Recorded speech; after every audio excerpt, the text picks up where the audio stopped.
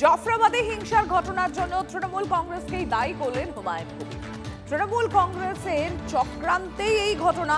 টিভি9 বাংলার কথাবার্তা অনুষ্ঠানে মন্তব্য হুমায়ুন কবিরের। দুজন মারা গেল, আফসোস হয়নি আপনার? আমার মতো লোক, আমার থেকে ওই যে জাফরাবাদ গ্রামে হরগোবিন্দ দাস আর তার ছেলে চন্দন দাস, আমার বাড়ি, আমি যেখানে বাড়িতে বসবাস করি সেখান থেকে দূরত্ব হচ্ছে 114 কিলোমিটার। আমার বাড়ি থেকে পুরো জাফরাবাদ।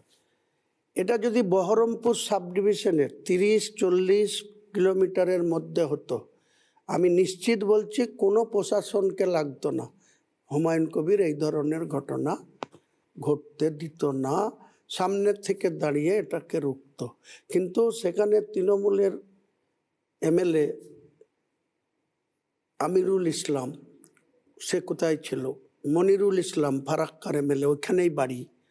শামশেরগঞ্জে জঙ্গিপুরের এমপি খলিলুর রহমান, তার ওইখানেই বাড়ি, ওইখানে থেকে 10 কিলোমিটারের মধ্যে বাড়ি। তাহলে তারা শাসক দলের জনপ্রতিনিধি, তাদের মমতা ব্যানার্জি পুলিশ মন্ত্রী, তার এসপি আনন্দ রায়, সে কী করছিল?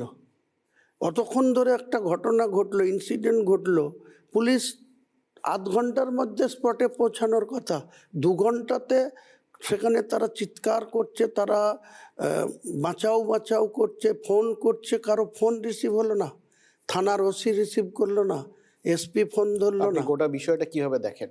আমি মনে করি এটা পুরো চক্রান্ত করে, এটা তৃণমূলের মদতে এটা করা হয়েছে।